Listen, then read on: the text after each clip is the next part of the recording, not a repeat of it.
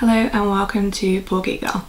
I'm Carly, and if you want to start playing board games and tabletop games but you don't know where to start, then this series is for you. Welcome to Board Games 101. In this first episode we will be covering different board game types. This episode is actually going to be split over two videos. The first video covering party games and gateway games. The second video will cover abstract games, strategy games and thematic games. So modern board games can be quite daunting. There are so many. Even having been in the hobby for 4 years, I've barely scratched the surface. So for this first episode I'm going to introduce you to the different types of board games that are available. Now, in any hobby, opinions can be quite polarising. I found that the board game community is so open and welcoming. There's always that one small minority that certain gamers will look down on you for playing certain games, which is ridiculous, but it happens. So I just want to say right now, any game where you have fun and it brings your friends, your family together, that's the right game for you. That is all you need to know about a game, is that you enjoy it. So that's over with. Let's take a look at the different types of games that you could be playing. So if you've only played a handful of games, chances are they are more of the party game variety. Your general Pictionary, charades and so on. I mean, everyone's played those at Christmas. Party games are a great introduction to the board game hobby as a whole. They show you the greatest part of board gaming, which is socialising, being with your friends and family and just having fun. Party games are pretty accessible, they're easy to find. You can find them on Amazon, in your local department stores, bookshops. They have simple rules and they appeal to a wide variety of people, from young to old. There are some that are more adult and some that are family friendly. Some of my favourite party games like One Night Ultimate Werewolf.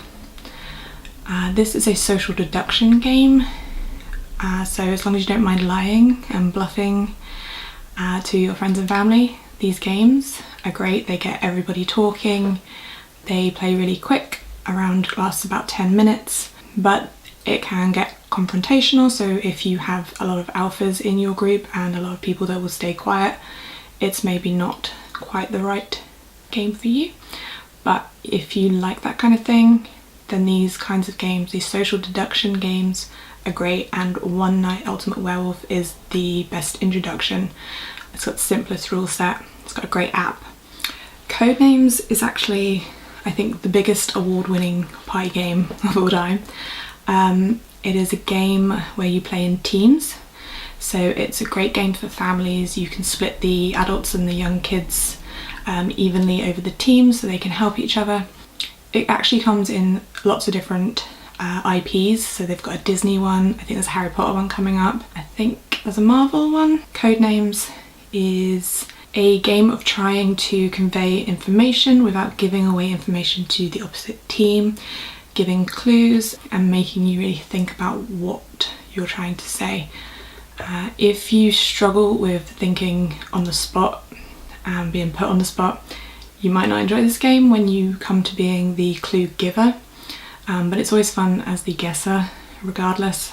You could make it so that anyone who feels uncomfortable giving the clues just skips that part of the game. It's entirely up to you. Like I said, games are to have fun, so if you're not having fun, change the game a little. It's not hurting anybody. Bang the Dice game is a lot like Yahtzee. It is a dice game where you are playing as various different characters. You might be a sheriff who needs to survive, outlaws who need to kill the sheriff, or various other roles who play their own part in the game. So it's part Yahtzee dice game, part social deduction game, a little bit like One Night Ultimate Werewolf, where you don't quite know who everybody is and who you can trust. It's a lot of fun. The dice element brings some luck into it as well as the social deduction. So if you have various ages and experience levels, that can even the playing field a little bit, because if you roll really well you can make a bigger impact even if you're not that good at the bluffing side of the game. So it's another great introduction to social deduction party games. Now, for anybody who enjoys a little bit of Pictionary, but maybe not that good at drawing, Scrawl is for you. Now, Scrawl is actually more of an adult game. There are some suggestive cards involved what you're drawing, so you're not drawing your regular films or books or people, you are drawing quite bizarre situations or more modern terminologies and things like that. So if you wanted a family friendly similar game, then I would say Telestrations is a great bet. I've not personally played it, but I've heard it's very similar to this, and the idea of the game is you get given your clue and you draw that on a little clipboard that you have. You then pass that clipboard to the next player and they write down in words what they are seeing in your drawing without knowing what your original clue is. They then pass that clipboard to the next player, and so that player will see a written clue that was written by the previous player. So that player has to draw what is written, and it keeps going round and round and round, and when it gets back to its original owner who drew the original picture, they get to look through the entire timeline of how the rest of the team got to that drawing. It goes in some really strange places a lot of the time, but it's a lot of fun. If you're not great at drawing, it's just funnier. If you are great at drawing, you might be surprised how people still can misread your drawings. So gateway games is something you might hear a lot in the board game community when looking at games. They are basically great games for beginners and a gateway into the world of board games, especially the world of strategic board games. So they're a little heavier than the kind of party games we just talked about, but they're still suitable for a wide audience. Young children to grandparents will enjoy these games and can play them at the same time because of the lower strategy experience, and age doesn't necessarily give you the edge in these games.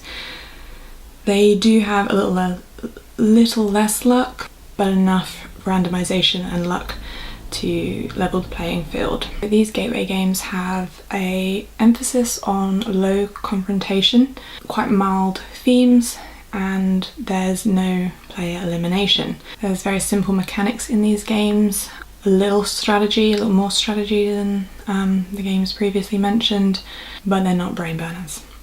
So even now, 4 years into playing board games, I still enjoy a lot of these games. They're definitely games that I get out when I've got newer people who haven't played these kinds of games before. But sometimes you just want a nice, easygoing, light game.